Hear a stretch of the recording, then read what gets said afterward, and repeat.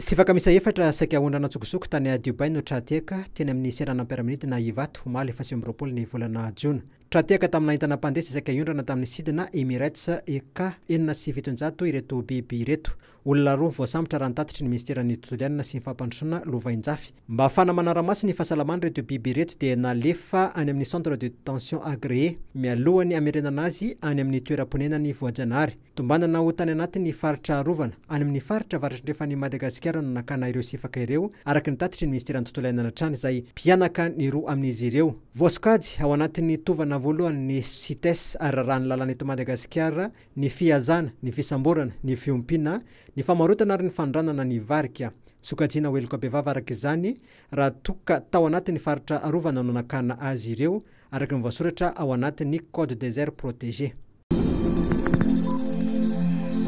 Mahatratra 2,309 ny mpiadana izay analany fanadinana BBC manerana Madagasikara izay nanomboka androany 17 ny volana Jona. Misy 90 amin'ireo mpifaninana ireo no teratany vahiny, raha 70 kosa no manana ny filana manokana.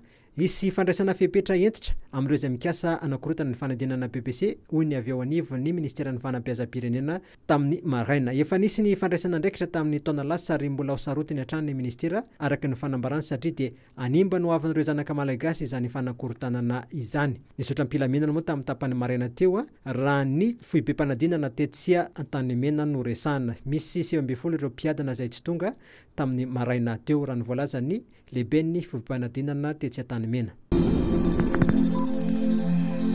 No marin'ny ministry ny fahasalamam-boaka Zely Arvelo Randriamanantany fa misy tokoa ireo olona maro namoiny ainy no nitazomoka any Kongo. Nambarany tamin'izany fa ireo matory any an-tsaha sy tsy mampiasa lay misy odi-moka no mampiakatra be ny tranga any an-toerana. Nanao fanentanana any Kongo moa ny ministry ny fahasalamana sy ny ministry ny serasera sy ny kolotsaina ny farany herinandro teo manoloana ity tranga tazomoka mahery vaika ity. Raha nitatitry ny fitondram-panjakana dia mahery ny 7 arivo rehefa marina fa voan'ny tazomoka hatramin'ny atombohan'ity taona ity tany Kongo ary ny volana Aprily nanomboka ny amaro ny tranga.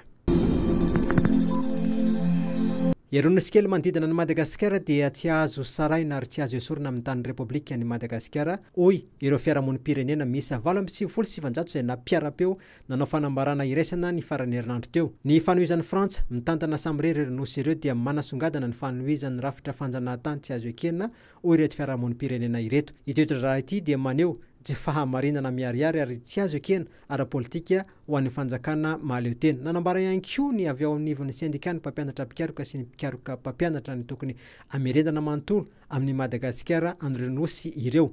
Manamafy izy ireo fa tokony andohonitra amin'ny malagasy ho tambony fibodony an'ireo nosy manodidina ireo nandritra 30 taona ireo ila Frantsa araka ny fanambarana izay nataon'izy ireo omaly alahady. Tanterahana any Paris renivohitry Frantsa androany moa nidinika faharoa ny komety iraisan'ny Frantsa sy Madagasikara momba nyreto nosy manodidina ny Madagasikara ireto na ny Îles Éparses izany. Medaly miisa 7 no norombainy ny mpiangaly judo malagasy taty Afrika Atsimo nandritra ny Open de Pretoria izay volamena ny 3, volafotsy ny 2 ary alimo 4. Tsara ny vokatra ho an'ny malagasy nandritra ny fiadinany amboaran'ny Afrika taranja judo izay nitanterahana tany Pretoria. Judoka miisa 3 no nahazo medaly volamena. Natasara Safindrakalo teo amin'ny sokajy latsaky ny 27 kilao, vehivavy eo amin'ny senior. Ajaina Randrianaivy teo amin'ny sokajy kate latsaky ny 15 kilao ary Kevin Emilson Nargalevaza teo amin'ny sokajy junior latsaky ny 19 kilao no nibata an'ireo medaly volamena ireo.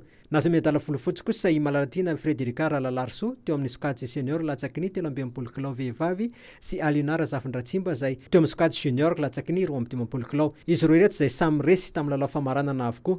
Fetrarana Arso, Romaika Benandro, Rayana Raveljon ary Vonjiniana Emilson Nargalevaza no nahazo ireo medaly alimo 4 farany.